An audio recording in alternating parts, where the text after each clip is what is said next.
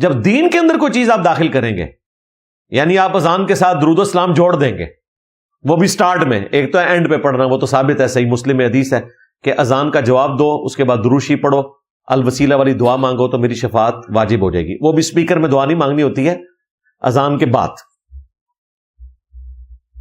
اذان سے پہلے اس کو جوڑ دینا، تو یہ ہے بدعت۔ اب آپ یہ نہیں کہہ سکتے کہ اچھا کام ہے، تو اچھا کام تو اذان دینا بھی ہے۔ عید کی اذان کیوں نہیں ہوتی؟ اس لیے کہ نبی علیہ السلام نے نہیں دی۔